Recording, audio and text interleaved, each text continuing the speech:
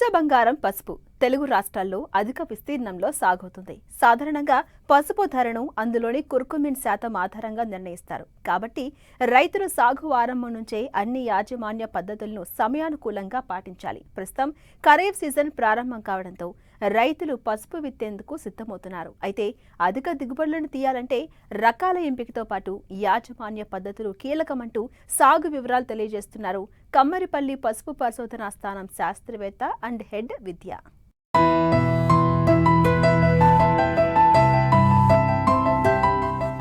అంతర్జాతీయంగా పసుపుకు మంచి డిమాండ్ ఉండడంతో ఉభయ రాష్ట్రాలలోని రైతులు దీని సాగుకు ఆసక్తి చూపిస్తున్నారు. ముఖ్యంగా తెలంగాణ ప్రాంతంలో ఆదిలాబాద్, నిజామాబాద్, కరీంనగర్, వరంగల్ జిల్లాల్లోనూ, ఆంధ్రప్రదేశ్లోని శ్రీకాకుళం, విశాఖపట్నం, ఉభయ గోదావరి జిల్లాలు, కృష్ణా, గుంటూరు, కడప, కర్నూలు జిల్లాలలో పసుపు సాగు అధికంగా ఉంటుంది.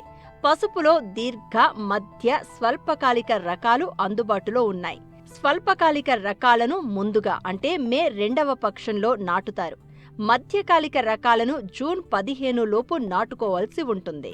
దీర్ఘకాలిక రకాలను జూన్ 15 నుంచి నెలాఖరులోపు నాటుకోవాలి.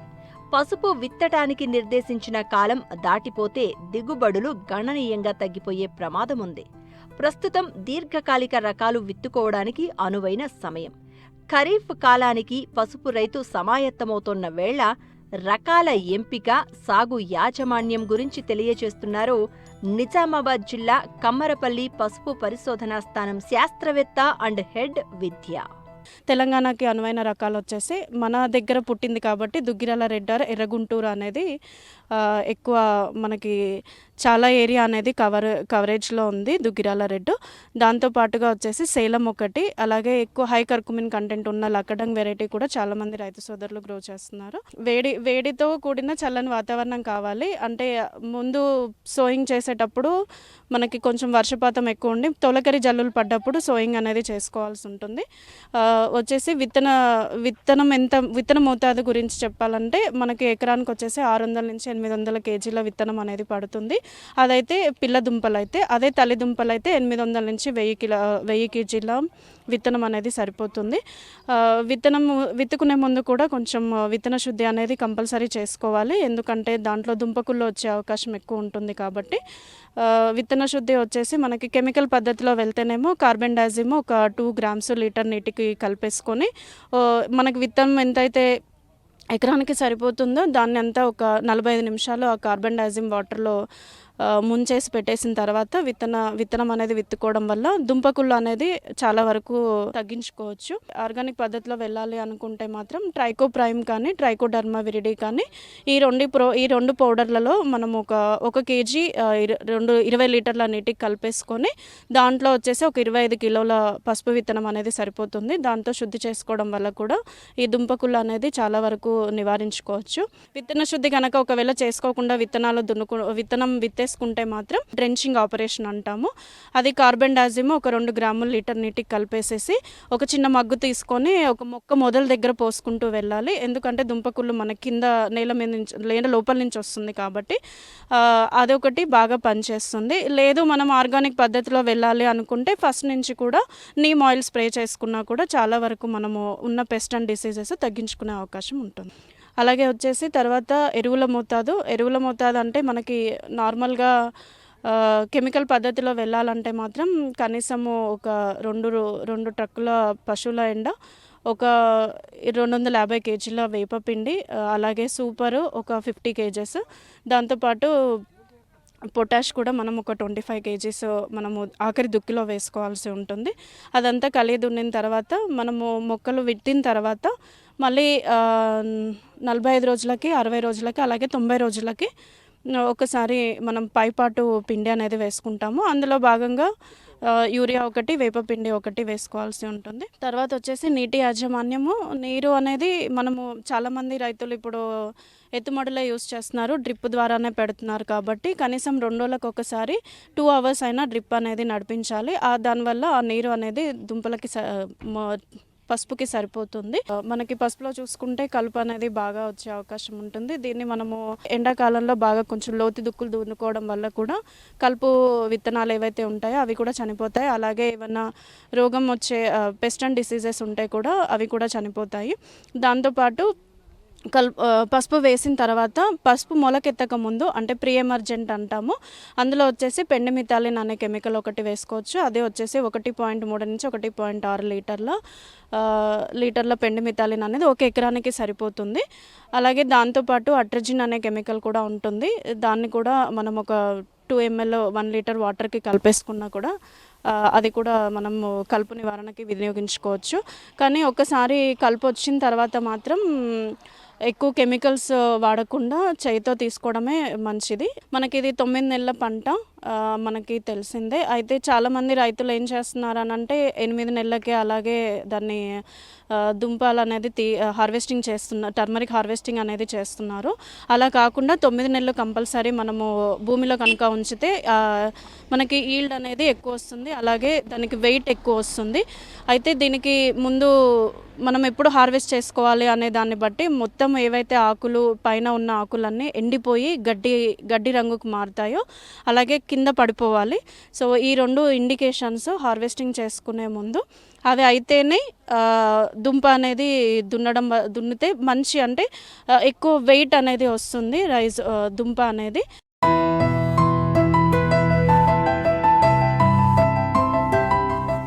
స్వల్పకాలంలో చేతికొచ్చి తక్కువ నీరు తక్కువ శ్రమతో రైతుకు మంచి ఆదాయాన్నిచ్చే పప్పు జాతి పంటలు అపరాలు 3 కాలాల్లో సాగు చేసుకోవచ్చు. అంతేకాక అంతర పంటగా కూడా వేసుకుని అదనపు ఆదాయాన్ని పొందే అవకాశం ఉంటుంది.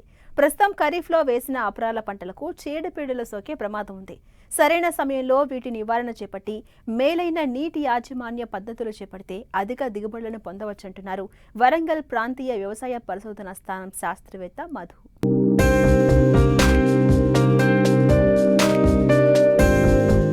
తెలుగు రాష్ట్రాల్లో వాణిజ్య పంటలతో పాటు అపరాలను కూడా సాగు చేస్తూ ఉంటారు రైతులు. ముఖ్యంగా మినుము, పెసర పంటలను 3 కాలాల్లో సాగు చేసుకునే అవకాశం ఉంది. కంది లాంటి పంటలను 2 పంటలుగా సాగు చేసుకోవచ్చు.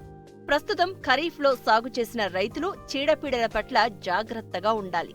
ముఖ్యంగా పురుగులు ఆశించి తీవ్రంగా నష్టం చేస్తూ ఉంటాయి. కాబట్టి రైతులు తప్పకుండా పొలంలో పక్షి స్థావరాలను ఏర్పాటు చేసుకోవాలి. పురుగులు ఆశించినట్లు గుర్తించినట్లయితే సమగ్ర సస్యరక్షణ చర్యలు చేపట్టాలని రైతులకు వివరాలు తెలియజేస్తున్నారు వరంగల్ ప్రాంతీయ వ్యవసాయ పరిశోధనా స్థానం శాస్త్రవేత్త మధు. వివిధ రకాల పెస్ట్ అండ్ డిసీజెస్ అంటే కీటకాలు కానీ తర్వాత శిలీంధ్రాలు కూడా మామూలుగా ఆశించి పంటను నష్టపరుస్తాయి. వీటి కనుక చూసుకున్నట్లయితే కందిలో మనకు ముఖ్యంగా ఈవెన్ పెసర మినుములో కూడా మరూకా మచ్చల పురుగు అనేది ఒకటి ఉధృతంగా వస్తుంది. పాడ్ బోరర్స్ అని చెప్పడం జరుగుతుంది. దీంతో పాటుగా శనగపచ్చ పురుగు, ఈ రెండింటిని కలిపి పాడ్ బోరర్ కాంప్లెక్స్ అని పిలవడం జరుగుతుంది. ఈ శనగపచ్చ పురుగు తర్వాత ఇవి 2 చాలా డ్యామేజ్ చేస్తాయి. ఈ మరూకా మచ్చల పురుగు మచ్చలతో కూడి బియ్యంలో పురుగు ఏదైతే ఉంటుందో తెల్ల పురుగు, దాని మీద నడుము మీద చిన్న చిన్న మచ్చలు ఉంటాయి, నల్ల మచ్చలు. దాన్ని గుర్తించడం ఎలా అంటే ఇది మొగ్గ దశలో రావడం జరుగుతుంది. ఈ లేత మొగ్గలను, పువ్వులను, ఆకులను, లేత ఆకులను ఒక గూడులాగా ఏర్పరచుకొని లోపల నారపురుగు అనేది మనకు తినడం జరుగుతుంది. కాబట్టి ఈ మొత్తం మొండంలాగా మిగలడం జరుగుతుంది. అంటే ఇన్ఫ్లోరెసెన్స్ అనేది ఏమి ఉండదు. ఇలాంటి పరిస్థితుల్లో పంట అనేది చాలా నష్టపోవడం జరుగుతుంది. వీటిని సకాలంలో గుర్తించి మనము ఎగ్గు దశలో ఉన్నప్పుడే మనం పొలంలో తిరిగినట్టయితే వీటి గుడ్లను గమనించి ఇమీడియట్గా మనం ప్రొఫిలాక్టిక్ మెజర్స్ చేపట్టినట్టయితే మనం మంచి లాభాలను పొందడం జరుగుతుంది. దీనిలో భాగంగా మనకు వేప నూనె 1500 ppm వేప నూనెను లీటర్ నీటికి 5 ml కనుక కలుపుకొని పిచికారి చేసుకున్నట్లయితే ఇది మనకు తల్లి రెక్కల పురుగు మనకు ప్రధాన పొలంలోకి వచ్చి ఎగ్స్ని లే చేయడానికి అంటే ఎగ్స్ పెట్టడానికి కూడా ఇష్టపడదు ఆ స్మెల్కు. కాబట్టి వేప నూనెని ఖచ్చితంగా స్ప్రే చేసుకోవాలి మొగ్గ దశలో ఉన్నప్పుడు. లేదు తర్వాత కూడా మనకు పంటలో చూసుకున్నప్పుడు ఒకవేళ ఎగ్స్ ఉన్నాయి లేదా పురుగు ఉందన్నప్పుడు ఖచ్చితంగా స్టార్టింగ్ దశలో అనుకుంటే మోనోక్రోటోఫాస్ కానీ లేదా ప్రొఫినోఫాస్ కానీ ఇలాంటి మందులను మనం పిచికారి చేసుకుంటాం. క్లోరోపైరిఫాస్ కానీ 2 ml అది పిచికారి చేసుకుంటే సరిపోతుంది. లేదు లేదు లేటర్ స్టేజెస్తో థర్డ్ ఇన్స్టార్ ఫోర్త్ ఇన్స్టార్ కొంచెం లార్వాలు పెద్దగా అయిపోయి కనబడుతున్నాయి, ఉధృతంగా ఉందనుకున్నప్పుడు కొంచెం పెద్ద కెమికల్స్ లాంటి క్లోరాంటినిల్ ఫ్లోర్ అనే మందును అంటే కొరాజిన్ అనే మందును 0.3 మిల్లీలీటర్లు ఒక నీటిని కలిపి పిచికారీ చేసుకోవాలి. ఆ రకంగా మనకు 60 ml ఒక ఎకరానికి సరిపోతుంది. దీంతో పాటుగా ఫ్లూబెండమైడ్ అనే మందును కూడా 0.2 ml ఒక లీటర్ నీటి కలిపి కూడా పిచికారీ చేసుకోవచ్చు. దీంతో పాటుగా ఇమామెక్టిన్ బెంజోయేట్ 0.4 గ్రాములు కూడా మనం పిచికారీ చేసుకోవచ్చు. వీటితో పాటుగా మనకు యాంప్లిగో లాంటి మనకు కాంబినేషన్స్ కూడా దొరుకుతుంది. వీటిని కూడా మనం పిచికారీ చేసుకోవచ్చు. ఏది ఈ పాడుపోరచ్చు. వీటితో పాటుగా మనకు ముఖ్యంగా ఈ పెసర మినుములో కూడా ఇలాంటి కెమికల్స్ ఇవే కెమికల్స్ వాడుకోవాలి. వీటితో పాటుగా మనకు తామర పురుగులు తర్వాత వైట్ ఫ్లై కూడా మనకు పెసర మినుములో రావడం జరుగుతుంది. ఈ వైట్ ఫ్లై తెల్లరక ఏదైతే తెల్లదోమ అని చెప్తున్నామో మనం వైట్ ఫ్లైస్ ఇవి మనకు గుర్తించడానికి ఇవి ముఖ్యంగా పంటను నాశనం చేయడం కాకుండా పల్లాకు తెగులను కూడా విస్తృతంగా మనకు వ్యాప్తి చేయడం జరుగుతుంది. కాబట్టి వీటిని సకాలంలో గుర్తించి ఆ మొక్కలను ఏరి నాశనం చేయాలి. దాని తగ్గట్టుగా మనం పిచికారీ కూడా చేసుకోవాలి. ఫిప్రోనిల్ అనే మందును దొరుకుతుంది. ఇది త్రిప్స్కు పనిచేస్తుంది. తర్వాత వైట్ ఫ్లైస్కి కూడా మనకు ఎసిఫేట్ అనే మందును పిచికారీ చేసుకున్నట్లయితే వైట్ ఫ్లైస్ను కూడా నిర్మూలించుకోవచ్చు. వీటితో పాటుగా మనకు పంటలో పసుపు రంగు జిగురాటలు, నీలిరంగు జిగురాటలు ఇవన్నీ కూడా మనం ఏర్పరచుకున్నట్లయితే రసం పీల్చే పురుగుల నుంచి తప్పించుకోవడానికి ఆస్కారం ఉంటుంది. పక్షి స్థావరాలు మన కట్టెలో మామూలుగా మనం బయట దొరికే కట్టెలు ఏదైతే ఉంటాయో పంగ ఆకారపు కట్టెలు తీసుకొని పక్షి స్థావరాలుగా మనం ఎకరానికి ఒక 10 నుంచి 12 పెట్టుకున్నట్టయితే పక్షులు వచ్చి వాలి బాగా పెరిగిన లార్వాలను ఏరి తినడం జరుగుతుంది. కాబట్టి ఆ రకంగా కూడా కంట్రోల్ జరుగుతుంది. వాటితో పాటుగా బంతిని కూడా అక్కడక్కడ మనం పెట్టుకున్నట్లయితే ట్రాప్గా పనిచేసి ఈ ఏదైతే పురుగు వస్తుందో ఈ బంతికి ముందుగా ఆకర్షించబడి పసుపు రంగుకు ఆ పురుగు అనేది దానికి వ్యాపిస్తుంది. ముందుగా వాటిని పీకి నాశనం చేసుకోవచ్చు. ఈ రకంగా ట్రాప్ క్రాప్లు తర్వాత ఈ ఫెర్మోన్ ట్రాప్స్ ఇవన్నీ కూడా మనకు పెట్టుకున్నట్లయితే సమగ్ర సస్యరక్షణలో భాగంగా ఇవన్నీ కూడా కంది పంటకు దోహదపడతాయి. పెసర మినుము విషయానికి వచ్చినట్లయితే పెసరలో ముఖ్యంగా యాంత్రీకరణలో పోయినప్పుడు ఒక రకమైన ప్రాబ్లం మనం గుర్తించడం జరిగింది. ఈ ఆకులు ఏదైతే ఉంటాయో అవి పచ్చిగానే ఉంటుంది, కానీ కాయ ఎండిపోతుంది. ఇలాంటి పరిస్థితుల్లో హార్వెస్ట్ చేసినప్పుడు మిషన్తోని ఆ ఆకులకు సంబంధించిన రసం ఏదైతే ఉంటుందో గింజలకు పట్టి నాణ్యత అంటే ఆ షైనింగ్ అనేది కోల్పోయి ఆ రసం అంతా ఈ గింజలకు పట్టి మనం మార్కెట్లో తక్కువ ధర రావడానికి ఆస్కారం ఉంది. కాబట్టి ఇలాంటి పరిస్థితులను ఎదుర్కొనే రైతులు ముఖ్యంగా ముందుగా మనకు పంట కోత ముందే ఒక 2 రోజుల ముందే లేదా ఒక రోజు ముందు పారాకోట్ అనే మందు 4 ml ఒక లీటర్ నీటి కలిపి పిచికారీ చేసుకున్నట్టయితే ఈ ఆకులన్నీ రాలిపోవడం జరుగుతుంది, ఎండిపోయి. ఇమీడియట్గా మనం పంట హార్వెస్టర్తోని హార్వెస్ట్ చేసుకున్నట్లయితే మన నాణ్యమైన దిగుబడిని సాధించడానికి ఆస్కారం ఉంటుంది. ఈ రకంగా మనకు వివిధ రకాల యాజమాన్య పద్ధతులు ఉపయోగించి మేలైన విత్తనం సేకరించుకొని విత్తన శుద్ధి చేసుకొని ఇప్పుడు చెప్పిన యాజమాన్య పద్ధతులు పాటించినట్లయితే కందిలో, పెసల్లో, మినుములో అలాగే ఈ అపరాల పంటల్లో వానాకాలం అపరాల పంటల్లో మేలైన నాణ్యమైన దిగుబడులను మంచి దిగుబడులను సాధించడానికి ఆస్కారం ఉంటుంది.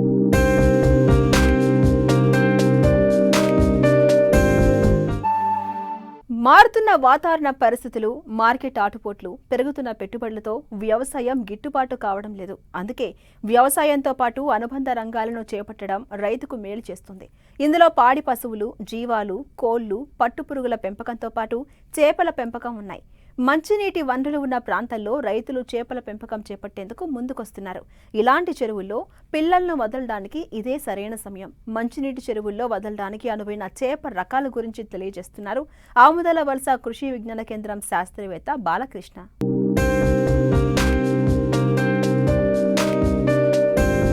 మంచినీటి చెరువుల్లో చేపల పెంపకం గతంలో కంటే అధికంగా పెరిగింది. తెలుగు రాష్ట్రాల్లో మంచినీటి వనరులు ఉన్న ప్రాంతాల్లో వేల ఎకరాల్లో ఆక్వా పరిశ్రమ దినదినాభివృద్ధి చెందుతోంది. రొయ్యలతో పోలిస్తే చేపల పెంపకంలో ఆదాయం తక్కువగా ఉన్నా స్థిరమైన రాబడి ఉండడం, నష్ట భయం తక్కువ ఉండడంతో రైతులు ఈ కల్చర్ వైపు అధిక ఆసక్తి చూపిస్తున్నారు. ప్రధానంగా కట్ల, రాగండి చేపలను వాణిజ్య సరళిలో సాగు చేస్తున్నారు. వీటితో పాటు చెరువు అడుగు భాగం కాలుష్యం కాకుండా కొరమీను, గ్రాస్ కార్ప్ వంటి చేపలను పెంచుతున్నారు. అయితే ఈ సాగు అన్ని కాలాలలో సాగుతూ ఉండడంతో రైతులు ఎక్కువ సమస్యలు ఎదుర్కోవాల్సి వస్తోంది. వీటి నుండి బయటపడేందుకు ఎలాంటి రకాలను ఎంచుకోవాలో తెలియజేస్తున్నారు శ్రీకాకుళం జిల్లా ఆముదాల వలస కృషి విజ్ఞాన కేంద్రం మత్స్య శాస్త్రవేత్త బాలకృష్ణ. ఈ తెలుగు రాష్ట్రాల్లో చేపల పెంపకం ముఖ్యంగా సాంప్రదాయ పద్ధతి, సాంద్ర పద్ధతి, పాక్షిక సాంద్ర పద్ధతి, విస్తృత పద్ధతుల్లో చేపట్టడం జరుగుతూ ఉంది. ఈ చేపల చెరువుల్లో చేపల పెంపకం చేపట్టేటప్పుడు వీటి తాలూకా నీటి వనరులను బట్టి లేకపోతే ఈ చేపల ఆహారపు అలవాట్లను బట్టి ఏ ఏ రకాల చేపలను చెరువుల్లో వేసుకోవాలనేది ముందుగానే నిర్ణయించుకున్నట్లయితే రైతులకు పెంపక కాలంలో అధిక పెరుగుదల వచ్చి అధిక లాభం పొందడానికి అవకాశం ఉంటుంది. సహజంగా మంచినీటి వనరుల్లో పెరిగే అన్ని రకాల చేపలు కూడా పెంపకానికి అనువుగా ఉండవు. మనం చెరువు నీటిలో ఉన్నటువంటి సహజ మేత అయినటువంటి ప్లాంక్టాన్ను సమర్థవంతంగా వినియోగించుకొని అధిక పెరుగుదలను చూపించి ఇంకా వ్యాధి నిరోధక శక్తి కలిగి ఉన్నటువంటి చేపల రకాలను మాత్రమే మనం పెంపకానికి ఎంపిక చేసుకోవాలి. ఈ విధంగా ఎంపిక చేసుకున్నటువంటి చేపలు కూడా మన చెరువు నీటి తాలూకా వాతావరణ పరిస్థితులను బట్టి ఉన్నటువంటి మేతలను సమర్థంగా వినియోగించుకున్న వాటిని మాత్రమే మనం ఎంపిక చేసుకోవాలి. ఈ విధంగా ఎంపిక చేసుకున్నవి మనం అనుబంధంగా ఇచ్చే మేతలను మనం అనుబంధంగా సహజంగా ఉండే మేతతో పాటు అనుబంధంగా ఇచ్చే మేతను కూడా తీసుకొని వ్యాధి నిరోధక శక్తి కలిగినటువంటి చేపలను మనం ఎంపిక చేసుకోవాలి. ఈ రకమైన చేపలను మనం చూస్తే ఏంటంటే ముఖ్యంగా ఇండియన్ మేజర్ కార్ప్ రకాలు బొచ్చ రకము, రాగండి రకము, ఎర్రమైల రకము, ఇంకా విదేశీ కార్పు రకాలు వెండి చేప, గడ్డి చేప, బంగారు తీగ, ఈ రకాలు అనేవి మంచినీటి వనరుల్లో పెంపకానికి అనువుగా ఉంటాయి. బొచ్చ రకం చూస్తే ముఖ్యంగా జంతు ప్లవకాలను ఎక్కువగా తీసుకొని ఈ పంట సంవత్సర కాలంలో 1.5 నుండి 2 కేజీల వరకు పెరగడానికి ఉంటుంది. ఇది ఎక్కువగా ఉపరితలంలోనే తిరుగుతూ ఉంటుంది. రాగండి రకం చూస్తే ఇవి ఎక్కువగా చెరువు మధ్య భాగంలో తిరుగుతూ వృక్ష ప్లవకాలను, చిన్న సైజులో ఉన్న ఆల్గే, కుళ్ళుతున్న పదార్థాలను ఎక్కువగా ఆహారంగా తీసుకుంటాయి. ఇవి సంవత్సర కాలంలో 1 నుండి 1.5 కేజీల వరకు పెరగడానికి అవకాశం ఉంటుంది. ఈ రకమైన చేపలను చెరువులో ఎక్కువ సంఖ్యలో విడుదల చేసుకోవడానికి అవకాశం ఉంటుంది. మూడవ రకం చూస్తే ఎర్రమైల రకం. ఇది చెరువు అడుగు ప్రాంతంలో తిరుగుతూ కుళ్ళుతున్న సేంద్రియ పదార్థాలను, అలాగే చనిపోయిన వృక్ష జంతు సంబంధమైన పదార్థాలను ఎక్కువగా ఆహారంగా తీసుకుంటాయి. ఈ 3 రకాలను కూడా చెరువులో వేసుకున్నట్లయితే చెరువులో ఉన్నటువంటి 3 ప్రాంతాల్లో ఉన్న మేతలను సమర్థంగా ఉపయోగించుకొని అధిక దిగుబడులు సాధించడానికి అవకాశం ఉంటుంది. ఇంకా వీటితో పాటు విదేశీ కార్పు రకాలు అయినటువంటి వెండి చేప, బంగారు తీగ, గడ్డి చేప రకాలను కూడా వేసుకోవచ్చు. ఈ వెండి చేప రకాలను కానీ ఎక్కువగా వేసుకున్నట్లయితే బొచ్చ రకాలను తగ్గించుకోవాలి. ఈ వెండి చేప సంవత్సర కాలంలో 2 నుండి 3 కేజీల వరకు పెరగడానికి అవకాశం ఉంటుంది. దీంతోపాటు కలుపు మొక్కల బెడద ఎక్కువగా ఉన్నటువంటి చెరువుల్లో ఈ కమ్యూనిటీ పంచాయతీ చెరువుల్లో గడ్డి చేప రకాలను కూడా విడుదల చేయడం ద్వారా కలుపు బెడదను తగ్గించుకోవచ్చు. ఇంకా అధిక దిగుబడులు కూడా సాధించడానికి అవకాశం ఉంటుంది. వీటితో పాటు చెరువు నీరు లోతు తక్కువగా ఉండే ప్రాంతాల్లో చూస్తే పంగేసియస్ రకము లేకపోతే మార్పు రకాలను కూడా విడుదల చేసుకున్నట్లయితే ఇవి వాతావరణ పరిస్థితులను సమర్థంగా తట్టుకొని అధిక దిగుబడులు సాధించడానికి అవకాశం ఉంటుంది. ఇంకా కొన్ని రకాల చెరువుల్లో ఈ చేపలతో పాటు మిశ్రమ పెంపక విధానం ద్వారా నీలకంఠ రొయ్యలను కూడా మనం వేసుకొని ఈ అధిక దిగుబడులు సాధించడానికి అవకాశం ఉంటుంది. ఈ రొయ్యలను కానీ మనం వేసుకున్నట్లయితే 1 ఎకరాకు సుమారు 10,000 నెంబర్ వరకు రొయ్య పిల్లలను మనం విడుదల చేసుకోవడానికి అవకాశం ఉంటుంది. ఈ విధంగా రొయ్య పిల్లలను విడుదల చేసేటప్పుడు అడుగు ప్రాంతంలో తిరిగే చేపల రకాలైనటువంటి ఎర్రమైల, బంగారు తీగ రకాలను సంఖ్యను మనం తగ్గించుకోవాల్సిన అవసరం ఉంటుంది. ఈ విధంగా ఇప్పుడు చెప్పిన మంచినీటి రకాలన్నిటిని కూడా తగిన నిష్పత్తుల్లో చెరువుల్లో వేసుకోవడం ద్వారా చెరువు నీటిలో ఉన్నటువంటి అన్ని ఆవరణాలను సమర్థంగా వినియోగించుకోవడమే కాకుండా చెరువులో పెరిగే సహజ మేత అయినటువంటి వృక్ష జంతు ప్లవకాలను కూడా అధికంగా ఉపయోగించుకొని చేపల పెరుగుదల అనేది అధికంగా ఉండడం, దిగుబడులు అధికంగా సాధించడానికి రైతు సోదరులకు అవకాశం ఉంటుంది. ఇంకా ఈ చెరువుల విషయానికి వస్తే సాధారణంగా ఇప్పుడు చెప్పిన రకాలన్నీ అధిక పెరుగుదల చూపించడానికి, నీటి గుణాల్లో మార్పులు ఎక్కువగా రాకుండా ఉండడానికి ఉంచుకునే విధంగా చెరువు నీటి లోతు అనేది 1.5 మీటర్ల నుండి 2 మీటర్లు సుమారు 5 అడుగుల నుండి 7 అడుగుల వరకు లోతుగానే ఉంచుకున్నట్లయితే పెరుగుదల అధికంగా ఉంటుంది. లోతు తక్కువైనప్పుడు నీటి గుణాల్లో మార్పులు ఎక్కువగా ఏర్పడి చేపలపై ఒత్తిడి ఏర్పడి అధికంగా వ్యాధుల బారిన గురవడానికి, ఇంకా మేతలు తీసుకోకపోవడము అనేది జరుగుతూ ఉంటుంది. కాబట్టి ఈ లోతు అనేది 1.5 నుండి 2 మీటర్ల లోతు ఉండే రకంగా ఏర్పాటు చేసుకోవాలి.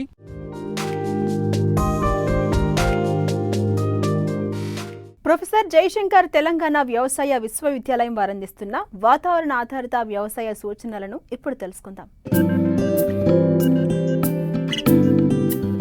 హైదరాబాద్ వాతావరణ కేంద్రం వారు అందించిన సమాచారం ప్రకారం రాబోవు 5 రోజులు రాష్ట్రంలో చాలా చోట్ల తేలికపాటి నుండి ఓ మోస్తారు వర్షాలు కురిసే అవకాశం ఉంది. పగటి ఉష్ణోగ్రతలు 30 నుండి 37 డిగ్రీల సెల్సియస్, రాత్రి ఉష్ణోగ్రతలు 24 నుండి 29 డిగ్రీల సెల్సియస్ మధ్య నమోదు కావచ్చు. నైరుతి రుతుపవనాలు రాష్ట్రంలోకి జూన్ 8వ తేదీన ప్రవేశించి రాష్ట్రమంతటా జూన్ 23వ తేదీన విస్తరించాయి. వర్షాధార పంటలను నేల 15 నుండి 20 సెంటీమీటర్ల లోతు తడిచిన తరువాతనే వాలుకు అడ్డంగా లేదా బోదెలు కాలువల పద్ధతిలో లేదా ఎత్తుమడులు కాలువల పద్ధతిలో విత్తుకోవాలి. చెరువులు, కుంటలకు దూరంగా ఉండే తక్కువ నీటి వసతి ఉన్న రైతులు తమకు అనువైన తక్కువ నీటి అవసరమున్న ఆరుతడి పంటలను సాగు చేసుకోవాలి. అధిక వర్షాలు కురిసే సూచనలు ఉన్నందున ఇదివరకే వర్షాధార పంటలను విత్తుకున్న రైతులు పొలాలలో మురుగునీటి కాలువలను ఏర్పాటు చేసుకోవాలి. కోతకు సిద్ధంగా ఉన్న టమాటా, వంగ, బెండ, మిర్చి, ఆకుకూరలు లాంటి కూరగాయ పంటలను కోసుకోవాలి. రాష్ట్రంలో అక్కడక్కడ ఉరుములు, మెరుపులతో కూడిన వర్షాలు కురిసే సూచనలు ఉన్నందున రైతులు చెట్ల కింద నిలబడరాదు. పశువులు, గొర్రెలు, మేకలను చెట్ల కింద ఉంచరాదు. రైతులు విద్యుత్ స్తంభాలు, విద్యుత్ తీగలు, చెరువులు, నీటి కుంటలకు దూరంగా ఉండవలెను. వరి సాగు చేసే రైతులు పచ్చిరొట్ట పైరుగా జనుము, జీలుగా, పెసర, పిల్లి పిసర, ఉలువలు లేదా అలసంద పంటలను విత్తుకోవడానికి అనుకూల సమయం.